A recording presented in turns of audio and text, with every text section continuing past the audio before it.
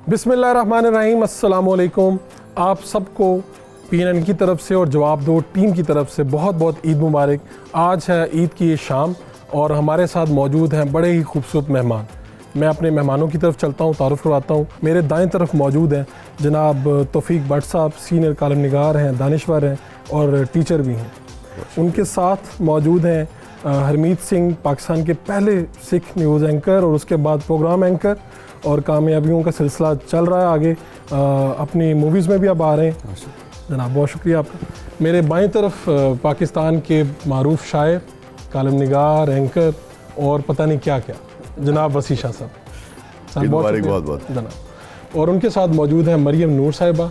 आप इन्हें स्क्रीन पे देखते हैं एक्टिंग और अपने एक्टिंग के जोहर दिखा रही हैं। बहुत शुक्रिया मरियम आपका आने का। अस्सलाम वालेकुम, शुक्रिया आपका। और आपको ईद मुबारक। ईद मुबारक चाहिए। मुख्तलिफ शोबों से अच्छे लोग मौजूद हैं, तो जैसे मैं भट्ट साहब सबसे पहले आपसे, ये तो अब आप बता चुके हैं काफ़ी मरतबा कि आप ईद कैसे मनाते हैं। कोई ईद आपने घर से बाहर भी गुजारी, कहीं दूर घर से बाहर, वो बताएं। ईद ये जब भी घर से बाहर होते हैं ईद ही होती है। मेरा जवाब जो है वो वसीशा ने दे दिया। बिल्कुल ऐसे बेशुमार ईदें मेरी कनाडा में, अमेरिका में गुजरी। क्योंकि कनाडा में मेरी फैमिली है, मेरे ससुराल वाले हैं, तो आम तौर पे हम छुट्टियां बाहर ही गुजारते हैं। तो लेकिन जो ईद का मज़ा पाकिस्तान में है, ज़ाहिर है कि वहाँ ज़रा थोड़ा और तरह का होता है। क्या मिस करते हैं, यानी पाकिस्तान की ईद में और बाहर की ईद में क्या फ़र्क है? सच बताऊं तो पाकिस्तान में तो एक होता है ना, सबसे पहले कि आपको एक ईद की नमाज़ पढ़नी है और उससे भी पहले आपको अपने बुज़ुर्गों की कब्रों पे जाके हाज़िरी देनी होती है। तो ये मैं बहुत मिस करता हूँ बाहर जब जाता हूँ। पाकिस्तान में जब हम होते हैं तो अपने वालिदैन की या जो हमारे बुज़ुर्ग हैं उनकी कब्रों पे जाते हैं, हाज़िरी देते हैं वहाँ पे जाके। फिर ज़रा यहाँ पे रौनक और तरह की होती है। शादी ये क्या है, ये ईद के तो वैसे बेशुमार वाक़यात हैं, तो आपकी भी ईद बाहर गुजरी, कैसा रहा? नहीं, मेरी कभी भी नहीं पाई, सारी ईदें यहीं हमेशा। तो आपका मामूल वैसे क्या रहता है? मेरा मामूल मैं तो सोने वाली पार्टी हूँ जी। अच्छा, हाँ, नमाज के बाद सीधा सोने वाली पार्टी शाम में ही आप। हाँ, लेकिन मैं आपको सच्ची बात बताऊँ, पिछले कुछ अरसे से 2-4-6 साल से मुझे ये एहसास हुआ कि नहीं यार, ये कोई दानिशमंदी नहीं है सोना, क्योंकि बहुत सारे लोग सोते हैं, इसलिए हाँ मैं वो इस पर हल्का सा तबसरा करना चाह रहा हूँ, सख्त बात नहीं करना चाह रहा। और ये है कि आप ईद जो है वो दोनों ईदों पे मैं हमेशा ही करता था, सो जाता था। अब ये है कि मुझे एहसास हुआ कि नहीं यार, आप ये तो एक बड़ा अहम दिन है और आपको ना ये दिन सबसे है तो बड़ी पुरानी सी बात है, मगर आप यकीन करें इतना मौका फराहम करता है जिनसे आपके गिले शिकवे होना। क्योंकि वो होता क्या है, आप बहुत सारे गिले शिकवे अपनी अनाओं की वजह से दूर नहीं कर पाते हैं। ये साल जो ईद का त्यौहार है, ये आपको बाकायदा ये मौका फराहम करता है कि आप अपनी अना को दाएं बाएं करके और मौके से फ़ायदा उठाया। हाँ, आप कह सकते हैं ना, आपने उठाया कभी मौके? मेरे यार को गिले शिकवे बहुत ज़्यादा होते नहीं, मैं ऐसे मौके भी माफ़ कर देने वाला आदमी लोगों को ना। वो चीज़ हुई तो ठीक है यार, एक अद्धा बंदा है जिन्होंने मैं सोच रहे हैं काफ़ी अर्से तक माफ़ करना है कि नहीं करना। तो हो सकता है वो सुन रहा हो है, हाँ हो सकता है उसे पता होगा कि आपने माफ़ नहीं करना। हाँ, लेकिन यार हमारा फ़लसफ़ा ये देखें, हमारा फ़लसफ़ा क्या है कि आका ने फरमाया कि अपना इख्तियार ताकत रखते हुए भी अगर कोई अपना हक छोड़ देता है तो वो मोहम्मद से क़यामत के रोज़ ले ले। तो बस ये है कि ये चीज़ें फिर हमें कहती हैं कि ठीक है यार, माफ़ कर दिया। तो ईद की बातें तो आप करती रहती हैं। मैं तो ये पूछना चाह रहा हूँ आपसे कि आपकी शादी का बताया किसी ने कि ये बड़ी वायरल रही सोशल मीडिया पे, क्या वजह है इसकी? अच्छी रही होगी, लोगों को पसंद आई होगी, इसलिए वायरल होगी। आपको क्या लगता है कि बहुत ज़्यादा डिस्कशन में आई और ये कैसा, मतलब फील कैसा होता है इसके ऊपर, कैसा अच्छा लगा, कैसा? किस बारे में? शादी के बारे में? हाँ जी। आप सबकी भी है, कैसा महसूस? हम तो पुराने खिलाड़ी हैं सारे। जैसा सबको महसूस होता है शादी के, आप नए हैं तो हमें ये सफ़र कैसा गुजर रहा है और कैसा? नहीं, इट्स रियली गुड। और शादी वायरल क्यों हुई? वायरल इसीलिए हुई होगी, लोगों को अच्छी लगी होगी। मैंने बहुत मेहनत से अपनी एक एक चीज़ पे टाइम लगाकर सोचा था कि कपड़े क्या पहनने हैं, क्या इवेंट होने चाहिए। और मैं पहले दिन से मेरी ये अपनी एक सोच थी कि भाई शादी पे इतना ज़्यादा आपको खर्च नहीं करना चाहिए और शादी के ऊपर मतलब लिमिटेड आपको रहना चाहिए। आपने खर्च नहीं किया? नहीं, ये मेरी सोच थी और मैं चाहती भी ऐसा थी। लेकिन कभी कभार ऐसे होता है कि आपकी चीज़ों में अल्लाह ताला बरकत डाल देते हैं, तो आप क्या कर सकते हैं। तो हमने भी एक इवेंट से प्लानिंग स्टार्ट की, वो करते करते एक कोई आपका होता है ना, कोई आपकी बहन होते हैं आपके, वो कह देते हैं ये इवेंट हम करेंगे, ये हम करेंगे, तो वो that's God gifted I must say, कि अगर हो सकता है कि आप अल्लाह ताला की तरफ से आपकी चीज़ों में वो चीज़ हो जाए। सलामियों में भी वैसे बरकत आई होगी ना उसमें? किसमें? सलामियों में भी बरकत आई सलामी एक इवेंट करें या 2 करें, सलामी उतनी ही मिलती है, उसमें कोई फर्क नहीं पड़ता। लोग ठीक रस है? खाने भी खानदानी हाँ, अगर सलामी एक दिन मिलती है। एक दो दिन। तो ये बहुत अच्छी रही शादी, 1 2 3 इवेंट से करते करते माशाल्लाह काफ़ी इवेंट्स हो गए थे और बड़े अच्छे रहे, लोगों ने पसंद किया, तो इसीलिए शायद वायरल रहे। चलें। आपका अच्छा खासा जो बजट है ना जी, वो सलामियाँ जो हैं वो आपकी कवर कर देती हैं। मैं कहना चाह रहा हूँ कि ये जो रवायतें हैं इनको बढ़ावा देना चाहिए, और ये गैर महसूस तरीके से आप अपने माशरे में एक दूसरे को सपोर्ट कर रहे होते यानी ये खास तौर अच्छी, पे जो आपकी इस पे तनकीद होती है, वो आप समझते हैं कि मुनासिब नहीं। तो मेरा ख्याल है सर ये नहीं, तनकीद वैसे होते भी नहीं। काफी- मैं तो कह रहा हूँ कि ज्यादा डाल के देना ज्यादा चाहिए। डाल- हाँ, नहीं, एक मैं तो ये मौका कहता होता है हूँ यार। ये देखिए, इस्लामी वाली तो चले बिल्कुल अच्छा है। इसी तरह आप एक ये रवायत भी होती थी कि आप जब किसी की अयादत के लिए जाते थे जी, तो आप वो भी फ्रूट यही लेके थी, जाते थे। फ्रूट लेके जाते थे। आप खाली नहीं जाते थे, फ्रूट लेके जाते और थे। बट साहब सरगोदे इस्ते लोग की बकायदा पैसे देने सके। बिल्कुल अच्छा। जी जी जी, मिलना ही नहीं शहर अच्छा, के इसी भी तरह ਤੁਹਾਡਾ ਪਤਾ ਕਰਨ ਆਏ ਨਾ ਕਦੀ ਇਸ ਤਰ੍ਹਾਂ ਤੁਸੀਂ ਬਿਮਾਰ ਹੋਏ ਹੋ? नहीं अल्लाह ना करे बट साहब। मैं सिर्फ इसलिए बीमार नहीं होता कि वसीम शाह साहब मेरा पता करने आ रहा। नहीं, वैसे ये रवायत की बात हो रही है, रवायत की बात हो रही, तो ये ईदी की भी एक रवायत होती थी। हाँ जी, तो आप तो माशाल्लाह सीनियर हैं, हम तीनों तो उम्र में भी कम है, तो कोई रवायत यहाँ पे भी आपको ईदी वगैरह देंगे? ईद का दिन है तो आपको मेरे ख्याल में जो भी आपसे छोटे हैं, मुझे, उन्हें और मरियम को। नहीं मैं भी बट साहब तो छोटा यार।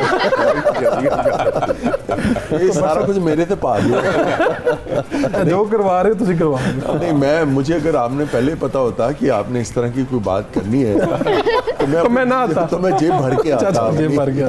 नहीं, जितना हस्बे तौफीक। हाँ जी, आपके बिल्कुल। तो कॉलम का नाम भी हस्बे तौफीक है। मैं हस्बे तौफीक में तो सिर्फ कॉलम ही मिल सकता है आपको। हरमीत, आप बताएं कि वैसे तो आपने भी ईद रिकॉर्डिंग, ईद के मामला और मैं शो ईद- चल रहा है। भाजी मैं ईद ना तुझे सारे को पूछा, ईद वैसे अगर मैं यहाँ की बात करूँ, मेरा जो गांव है बहुत खूबसूरत है, और हमने अब जब भी रोज़ा होता है, रमज़ान का महीना होता है, तो कई दफ़ा तो मैंने रोज़े भी रखे हैं दोस्तों के साथ, और अफ्तारी कभी मैं मिस नहीं करता। अफ्तारी तो मैं कोई भी मिस नहीं कोई करता। नहीं, मेरी आदत है कि सहरी और अफ्तारी में मेरी परमानेंट, लेकिन ईद जो थी, मैं अपनी ईद, क्योंकि एक तो हम बैसाखी सेलिब्रेट करते हैं, लेकिन उससे ज़्यादा सेलिब्रेट हम ईद करते हैं। अच्छा। तो मैं कोलमपुर में था और पहली ईद थी मेरी, छोटी ईद, और अब तो आपके साथ ईद सेलिब्रेट कर रहे हैं।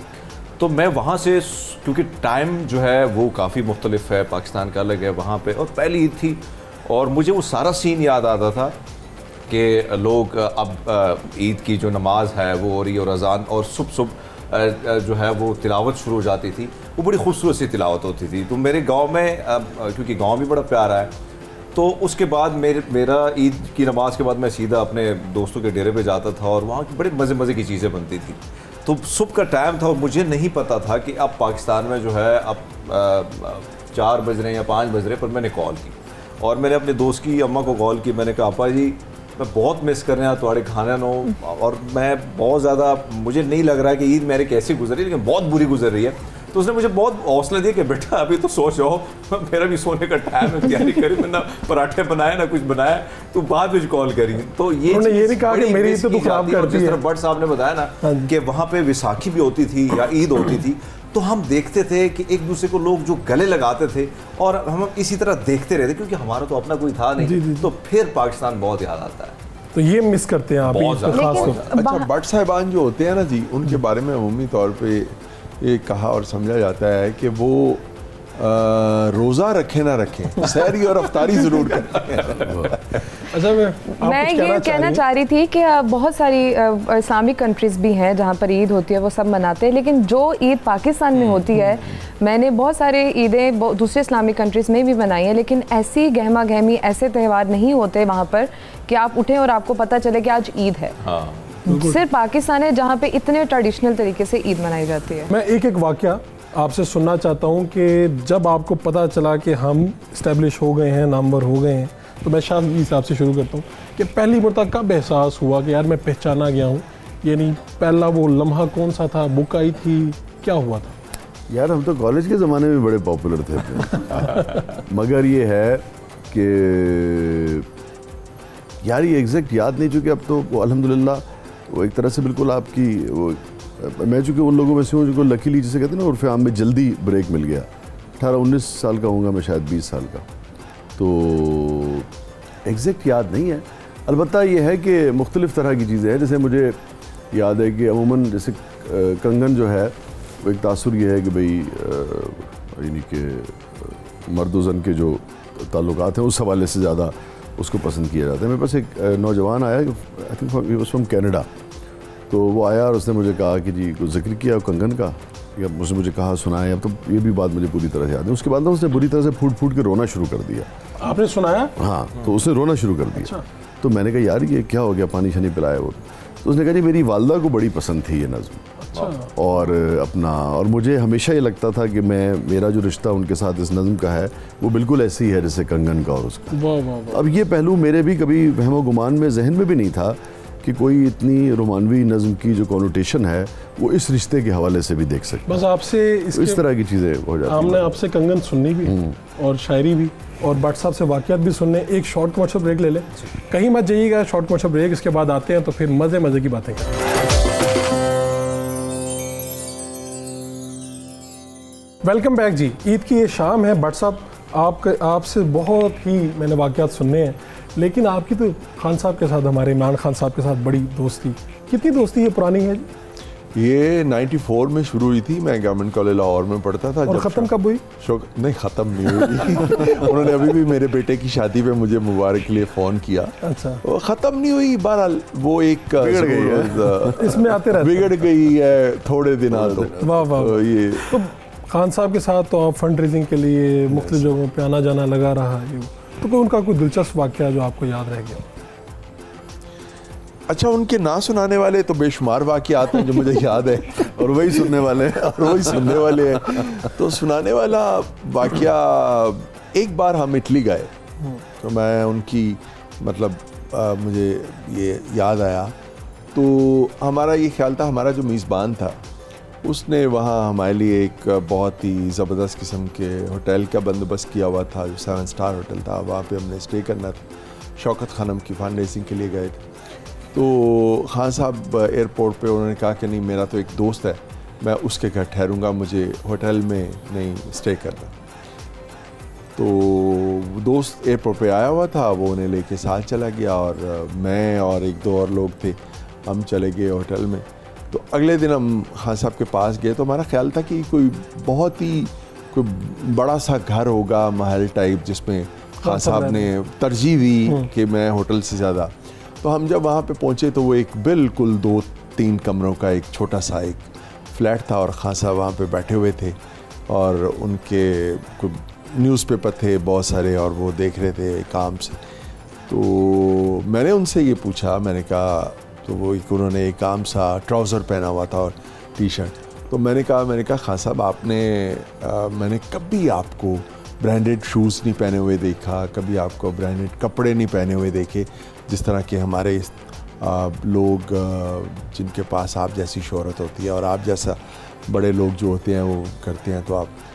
तो वो मुझे कहते हैं पागल, अल्लाह ने ख़ुद मुझे एक ब्रांड बनाया है, तो मुझे क्या ज़रूरत है कि मैं ये चीज़ें जो हैं वो पहनूं। ये बात बिल्कुल ठीक है कि वो खाने पीने के मामलात में तो ज़रा पसंद करते हैं, ज़रा आप खाने देसी मुर्गी टाइप ये आपके, बल्कि मुझे याद है आपके घर पे कई दावतें होती रहीं, तो कभी ऐसा हुआ कि उन्होंने इंस्ट्रक्शन दी कि भट्ट साहब ये होना चाहिए, या आपको पता था, आप ख्याल रखते थे? नहीं, ये मुझे पता है कि वो देसी मुर्गी तो बहुत ही पसंद करते हैं, लेकिन अदरवाइज़ जो भी हो, मसलन एक दफ़ा ये मज़ंग में एक कोई आजासम शरीफ शायद वो शामिल हुए थे पीटीआई में, तो खान साहब उधर गए। तो उसके बाद मुझे ओन चौधरी ने फ़ोन किया कि वहाँ से हम आपकी तरफ आ रहे हैं और खान साहब ने खाना खाना है।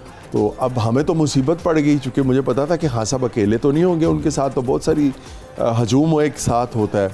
तो मैंने अपनी बेगम से पूछा, मैंने कहा भाई खान साहब आ रहे हैं तो घर में क्या पका हुआ है? तो वो भी बड़ी परेशान होगी। तो वो कहती है असी तो गोंगलू गोश्त पक्के ने और वो भी पता नहीं किन्ने खाए पे बनाए सन में। तो वो अब मैंने कहा क्या करें। खैर अब वो खान साहब आ गए, मैंने छोटे भाई को फ़ोन किया, मैंने कहा यार बट कढ़ाई पे जा, वहाँ पे जाके कोई कढ़ाई लेके आ, कोई वो मछली लेके आओ उधर बशीर की और सारा, और वो जल्दी जल्दी कर सारा। तो वो उसमें थोड़ी देर हो गई, अब खान साहब आए तो आके कहते हैं कि जी खाना किधर है? पहला हाँ तो खाना किधर है? तो मैंने कहा जी ये फ्रूट वगैरह खाएं, तो अभी मैंने कहा बस वो कुछ थोड़ा इंतज़ाम कर रहे हैं, आप अभी आए हैं तो वो खाना करते हैं। नहीं जो है तुम ले आओ, ठीक, जो है ले आओ। अब मैं जाके बेगम को कहा, मैंने कहा जी वो तो बहुत ही वो कहते हैं शिद्दत से भूख लगी हुई है, तो मैंने कहा जो है आप दे दें। वो उसने कहा जी कि ये है ले आए।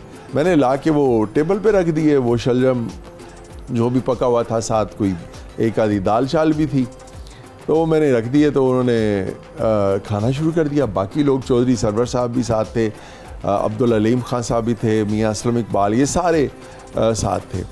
तो मुझे अब बड़ा हुआ कि यार खान साहब खाना खा रहे हैं और बाकी सब लोग जो हैं वो मुंह देख रहे हैं, और मुझे शर्मिंदगी ये हो रही थी कि मैं तो वो इनके शायान शान बाकी सब के इंतज़ाम कर नहीं सका। तो मैंने कहा जी कि बस आपके लिए भी इंशाल्लाह खाना आ रहा है।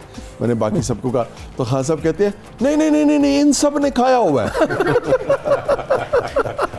इन सब ने खाया हुआ है। तो चौधरी सरवर साहब बोले, कहते नहीं बट साहब मैं नहीं खाता हुआ। वाह वाह वाह।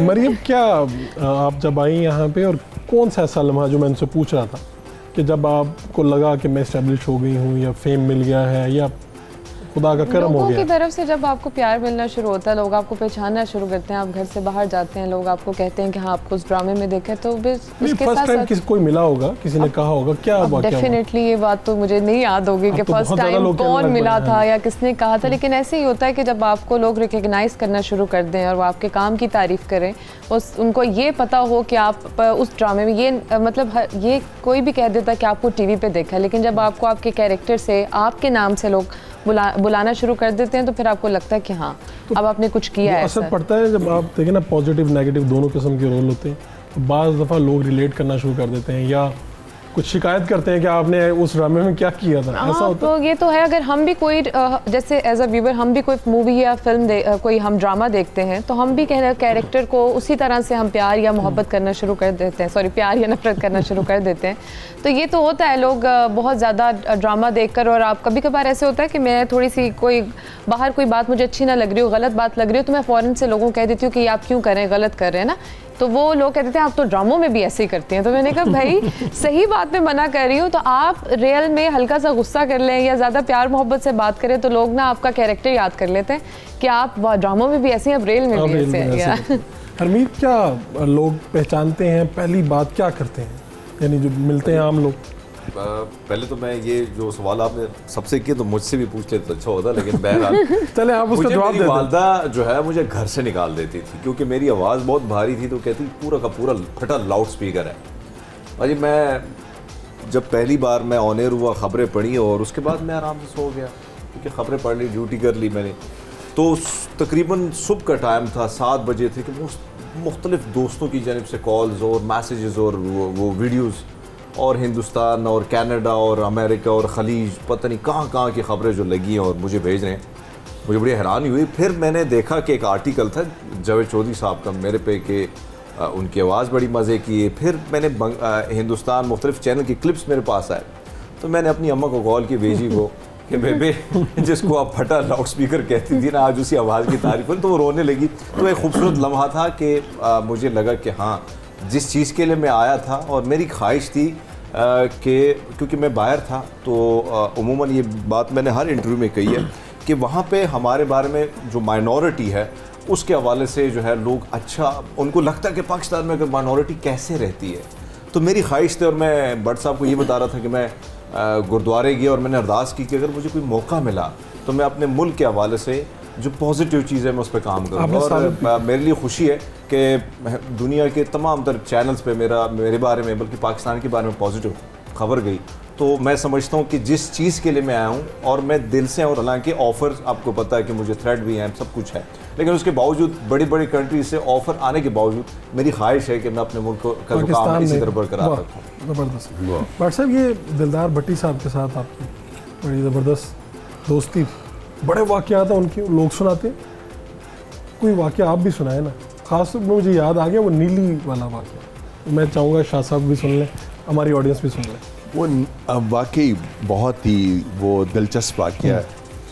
वो ये कि उन्हें नीली, अदाकारा नीली एक ज़माने में तो बड़ा उनका वो शोहरत थी उनकी, और तो वो बहुत पसंद करते थे अदाकारा नीली को, दिलदार परवेज़ भट्टी साहब। तो नीली की तस्वीर उन्होंने अपने वो रखी होती थी वॉलेट में। अच्छा, इस कदर पसंद करते थे कि उनकी तस्वीर नीली की उन्होंने अपने पर्स में रखी होती। तो एक बार वो कहीं भाभी के यानी मिसेस दिलदार भट्टी के हाथ वो लग गया, उनका पर्स लग गया, तो उसमें उन्होंने वो तस्वीर देखी भाभी ने नीली की। तो दिलदार सोए हुए थे, तो उन्होंने दिलदार भट्टी साहब को बड़ा ज़ोर से, मतलब गुस्से से झंझोड़ा और उठाया। तो उनको पूछती हैं कि दिलदार, ए तेरे पर्स दे विच तस्वीर की दी है? दिलदार कहता है, सोनियो मेरी स्टूडेंट है, ते कॉलेज कार्ड बनाने वास्ते उन्हें तस्वीर दी थी। कि आपको पता है भट्टी साहब पढ़ाते भी थे एफसी कॉलेज में। उन्होंने कहा कि मेरी स्टूडेंट है तो उन्हें कॉलेज कार्ड बनवाने वास्ते तस्वीर देती सी। अब अभी कहती हैं पर दिलदार ये तो नीली है। कहते अच्छा सोने फिर पई पई नीली हो गई होगी। वाह वाह वाह। शाह जी, ये तो आपसे हमने कुछ शायरी भी सुननी है जनाब। आपको वैसे तो ये शायर है या जो क्रिएटिव पर्सन है, उसके लिए उसकी हर तख्लीक ही उसको दिल से अजीज़ है उसे। आपको वैसे अपनी कौन सी गज़ल नज़्म जो आपको बहुत दिल को लगती है या आप खुद भी उसे पसंद बहुत ज़्यादा फरमा? यार ये वाकई मुश्किल काम है इसमें सिलसिले। अलबत्ता ये भट्ट साहब को भी, आप भी लिखने वाले हैं, अंदाज़ा होगा कि वो शुरू में जो भी चीज़ आदमी लिखता है ना, पहले 2-4-10 दिन उसको लगता है कि शाकार तख्लीक हो गया। फिर आहिस्ता आहिस्ता उसको पता लगता है कि नहीं, ऐसा नहीं है। और ये मुश्किल काम है, मगर आखिरी दिनों में भी जो मैंने गज़लें कही हैं वो ज़रा नेचुरली आप नज़दीक होती हैं दिल के आपके। बाकी ये है कि वो कंगन से मुझे भी एक अपनी ज़ाती उल्फत है, एक है। मुझे लगता है कि यार इसकी एक अपनी जगह है ज़िंदगी में। फिर एक नज़्म मैंने लिखी थी अपनी वालदा के ऊपर।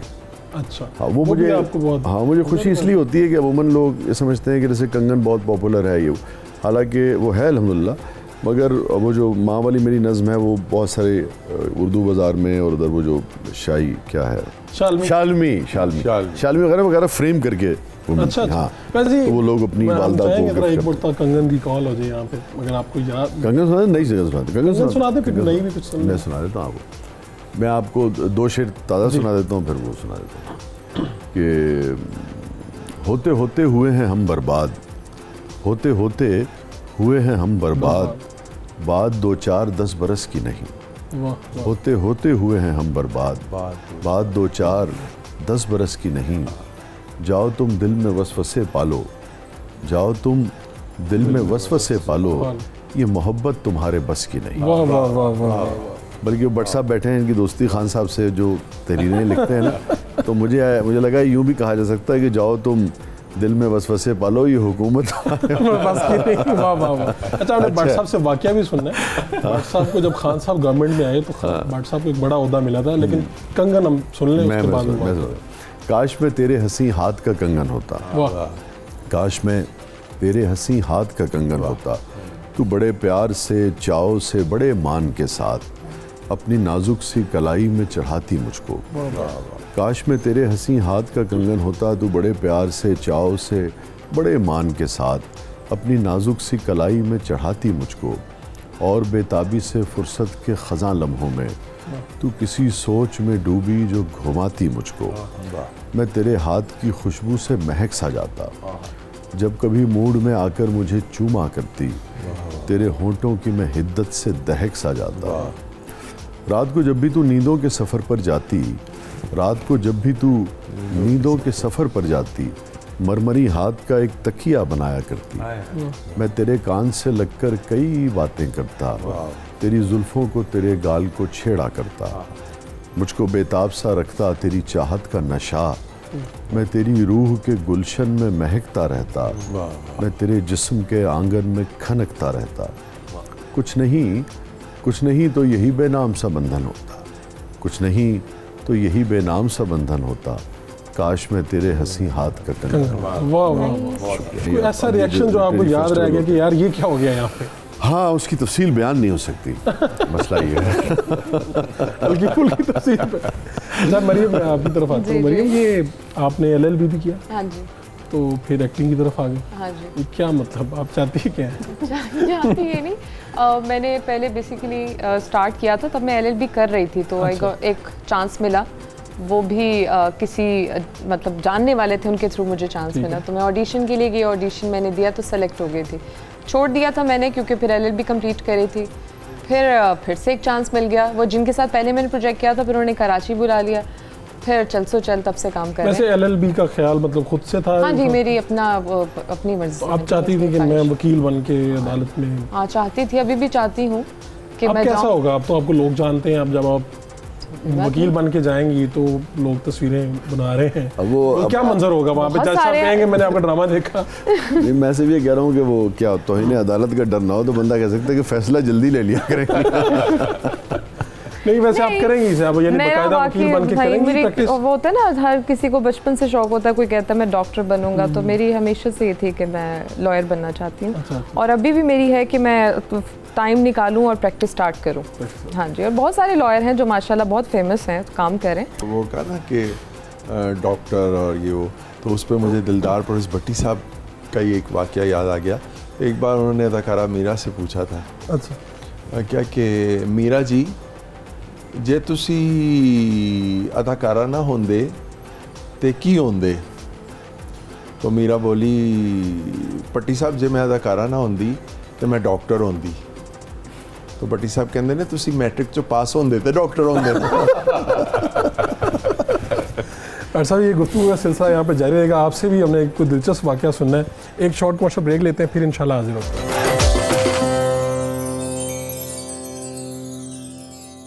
वेलकम बैक जी। ईद की मज़ेदार बातें हो रही हैं और दिलचस्प वाक़यात भी हैं। हरमीत, आप कोई वाक़या अपना, कोई दिलचस्प वाक़या जो अभी तक शायद आपने नहीं सुनाया हो, या आप डर रहे हो सुनाते हुए कि यार इसमें वाक़यात बहुत सारे हैं, लेकिन वैसे पॉलिटिकल थोड़ा सा कर चाहते हैं क्योंकि मैं और आप जब रिपोर्टिंग करते हैं तो अब भट्टी साहब से मैं इससे पहले शो से पहले भट्ट साहब से लगा बात कर रहा था, तो अदालत में गया, मियाँ मोहम्मद नवाज शरीफ साहब बैठे हैं, और वैसे भी हमारी ख्वाहिश होती थी हम उनको जल्द से जुलूस में देखते तो हम सोचते थे कि इनसे मिलें। तो नवाज शरीफ साहब ने जब मुझे देखा तो भाई थोड़ा सा ऐसे कवर किया अपने चेहरे को। मुशाहिद हुसैन सैयद साहब ने उनको बताया कि ये सरदार दिल्ली का नहीं है, पाकिस्तान का सरदार है, इतने रही है। अच्छा, मुझे बुलाया तो उसने जब हाथ जोड़े और मुझे कहा पाजी मेरे लिए ना अरदास करी, दुआ करी, और मैं बहुत मुश्किल में हूँ। नवाज शरीफ साहब ने कहा आपसे? नवाज शरीफ साहब ने। मेरे लिए तो ये बहुत बड़ी बात थी, एक छोटे से गांव से निकला एक अदना सा सहाफ़ी, सहाफ़त का स्टूडेंट, और उससे नवाज शरीफ साहब हाथ जोड़े। क्योंकि आप तो उनसे दुआ करवाने गए थे। मैं तो रिपोर्टिंग करने गया था। अब जब ये खबर ब्रेक हुई और फिर मैंने सोशल मीडिया पे देखी तो मुझे बड़ी परेशानी भी, हैरानी भी हुई कि नवाज शरीफ साहब ने मस्जिद और मौलवी साहबान को छोड़ के सरदार जी से दुआ की अपील कर दी, तो वो चीज़ बड़ी वायरल हुई। बहरहाल बहुत सारे ऐसे वाक़यात हैं। जो साबिक वज़ीर दाखिला है रहमान मलिक, उनसे आपकी बड़ी अच्छी याद अल्लाह थी। मुझे याद है जब हम वहाँ जाते थे, कोई वाक़या ऐसा, यानी कि किस तरह हुई ये? बहुत सारे वाक़े। वैसे तो रहमान मलिक साहब बहुत प्यारे इंसान थे, और कभी जब भी पार्लियामान जाता था तो अक्सर मुझे पहले से मैसेज कर लेते कि पाजी किड़ी पक तुसी पाई है। तो फिर आप वज़ीर साहब वही टाई वो पहन के अक्सर आते और मैं और वो सेल्फी लेते थे। अच्छा, तो बहुत ही प्यारे इंसान थे, और जब भी मिलते थे बड़े प्यार से। हम हमेशा ये समझते रहे कि वो टाई कहीं और से मैच करते हैं। लेकिन मेरी खुशकिस्मती ये थी कि वो दस्तार के साथ मैच करके आ जाते हैं। आज पता लगा कि हमें यहाँ पे कोई, जब हम अंदर आए स्टूडियो में तो किसी ने कहा आपको देख के कि आप तो अभी भी उसी तरह ही हैं, तो ये फिक्रा आपको सुनने में मिलता होगा अक्सर। उसी तरह से क्या मुराद है? मतलब जिस तरह से जवान आप पहले थे। अच्छा, दरमियान में आपने ये किया है कि वाइट बाल हैं वो आपने नहीं, छोड़े नहीं, हैं वैसे- ताकि लोगों को लगे मैं थोड़ा सा बूढ़ा भी हो रहा हूँ। वैसे क्या वैसे मर्द से पूछनी तो नहीं चाहिए आपकी एज क्या है? मैं 50 क्रॉस किया मैंने अभी। कर लिया? हाँ हाँ, अल्हम्दुलिल्लाह। तो फीडबैक मैं जो खास तौर पर पूछना चाह रहा हूँ कि वो लड़कियों वाला फीडबैक आता है, हमें पता है हमारी भाभी शो देखती हैं, रेगुलर देखती हैं, फीडबैक तो आता है ना, आप इससे आप रोक नहीं सकते। कभी किस तरह हुआ कि कहीं पे आप जा रहे हैं, किसी लड़की ने रोक लिया कि मुझे आपकी ये शायरी पसंद है, ये चीज़ पसंद है? नहीं, कभी नहीं, ये तो मामूल है असल में ना, अल्हम्दुलिल्लाह। कुछ अनोखा जो हुआ हो, मुनफरिद हुआ हो, वो बताएं। यार देखिए, कोई बात नहीं भाभी, कुछ नहीं, मैं आपको बड़ी इंटरेस्टिंग, अब आपका ईद का शो है, मैं आपको बड़ी इंटरेस्टिंग बात बताऊँ। मैं जब 19-20 साल का भी था ना, मेरे नज़दीक जो सेलिब्रिटी का या किसी भी लिखने वाले का और फ़ैन का जो रिश्ता है ना, वो बड़ा एहतराम का ताल्लुक़ रहा है। शायद आपको हैरत हो इस बात की। और मैं इस ताल्लुक़ को वहाँ रखता हूँ जहाँ बाप बेटी का ताल्लुक़ होता है, वाह।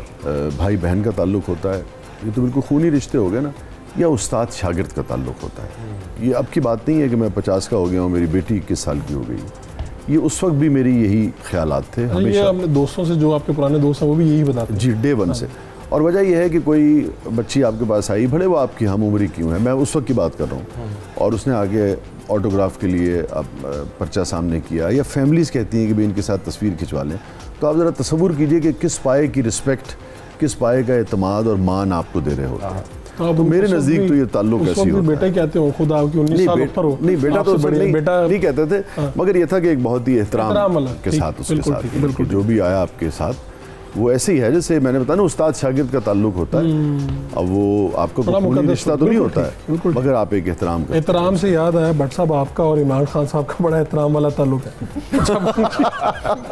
जख्मों पे नमक जब उनकी ये आपने क्यों इतना मतलब मानी खेज अंदाज में ये कहा कि मेरा और नहीं, उनका मुझे एक मिनट एहतराम वाला ताल्लुक? हाँ, मुझे ये याद है कि वो शादियों पे नहीं जाते, जनाजों पे नहीं जाते, लेकिन आपकी जब बेटी की शादी थी तो वो आए थे, और उस पे भी हैरत की एक बात है कि उन्होंने सलामी दी और अच्छी सलामी दी। अच्छा, ये क्या वाकया है, ये मैं आपसे सुनना चाहता हूँ। ये उनकी मोहब्बत मुझे आज भी याद है। उनका मिजाज नहीं है लोगों के दुख सुख में शरीक होने का, वो इस चीज़ को कोई अहमियत भी नहीं देते। लेकिन मेरी वालदा की जब डेथ हुई 2011 में, तब भी वो आए, स्पेशली इस्लामाबाद से, और 2016 में जब वाले साहब की डेथ हुई तब भी वो आए जनाजे से अगले दिन, और बेटे की शादी पे भी आए। अब बेटे की शादी पे भी उन्होंने मुबारक दी।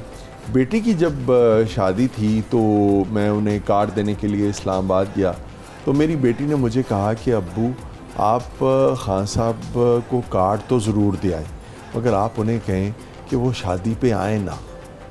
अच्छा, तो मैंने कहा कि ये आप क्या बात कर रही हैं बेटी, कि मैं उन्हें कार्ड भी दूं शादी का और मैं उनसे ये भी कहूँ कि वो शादी पे आए भी ना, ये क्यों आप कह रही हैं? कहती है अब्बू अगर वो शादी पे आ गए ना, हमें किसी ने लिफ्ट नहीं करानी, सारे तो खान साहब के पीछे भागेंगे, तो मैं भी मुंह देखती रह जाऊंगी और दूल्हा भी मुंह देखता रह जाएगा, तो सारे खान साहब के पीछे होंगे। तो मैंने ये वाकया खान साहब को सुनाया, तो मुझे कहते हैं फिर मैं क्या करूं?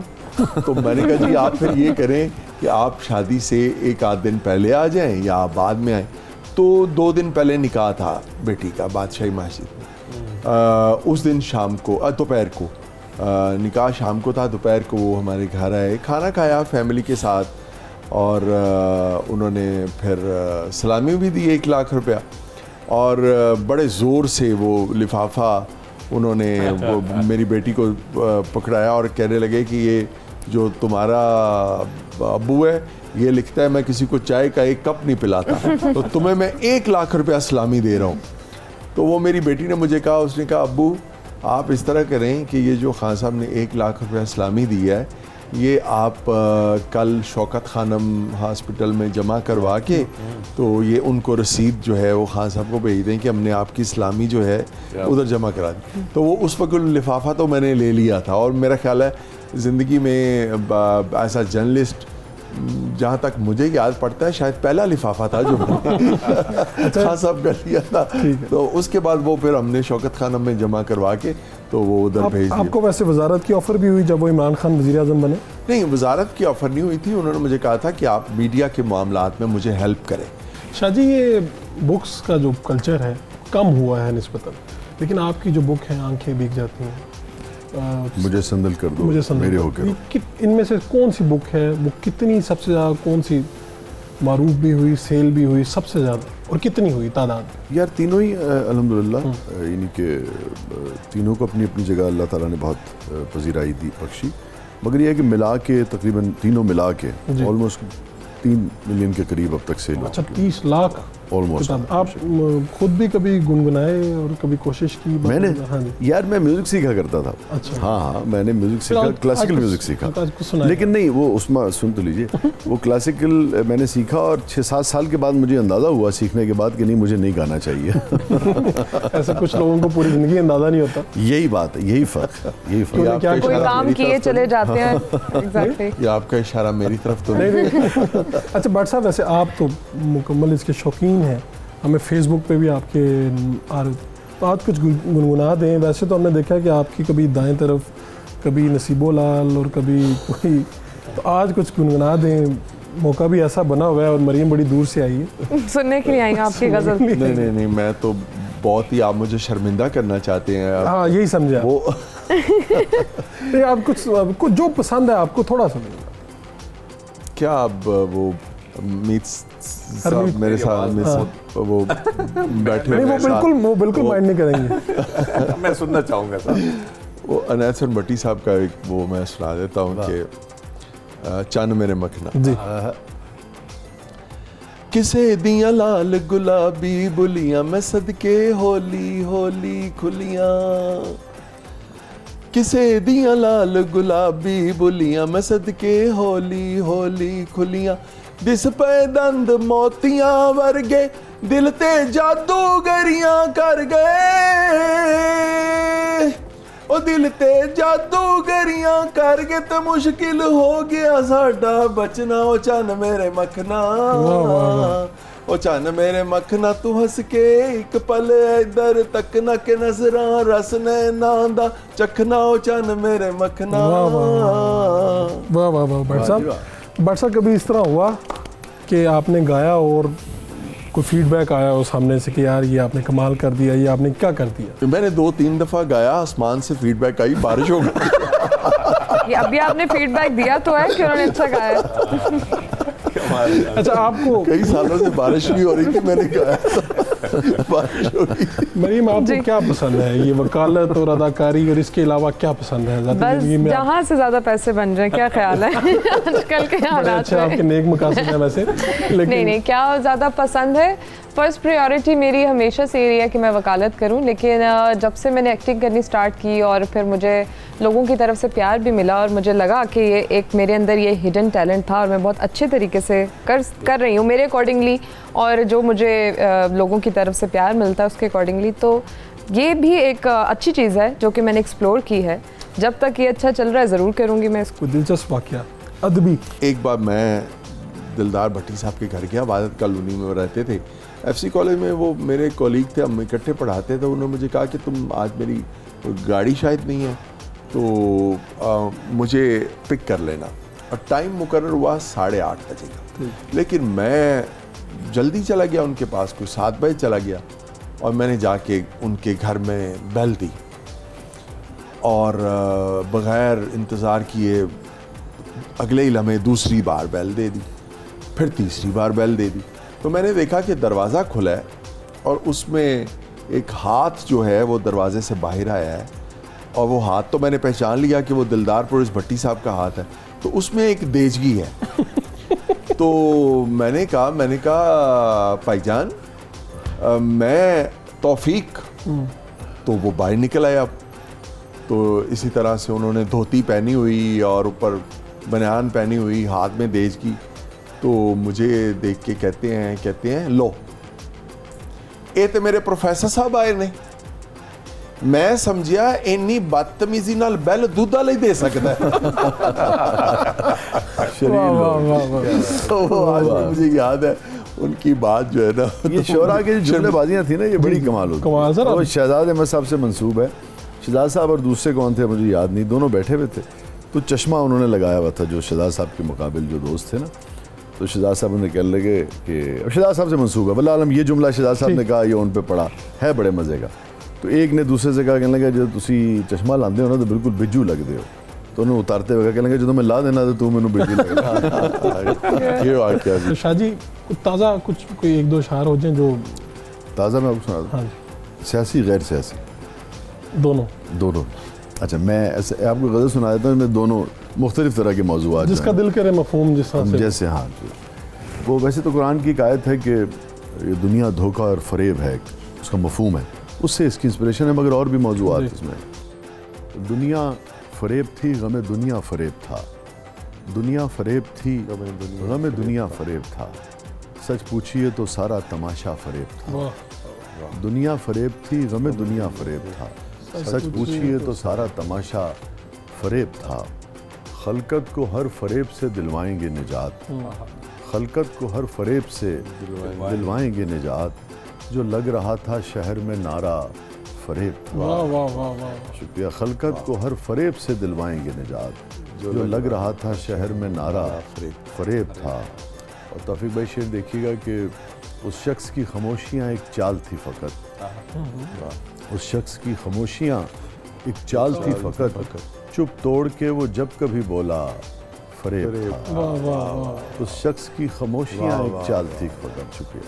उस शख्स की खामोशियाँ एक चाल थी फ़कत, चुप तोड़ के वो जब कभी बोला फरेब था। जिस जिसको मैं समझ न सका नेक था वो शख्स, जिस जिसको मैं समझ न सका नेक था वो शख्स, जिस जिसको मैं ज़रा सा भी समझा फरेब था। वाह वाह वाह, जिस जिसको मैं समझ न सका नेक था वो शख्स, जिस जिसको मैं ज़रा सा भी समझा फरेब था। दो शेर इसमें और थे।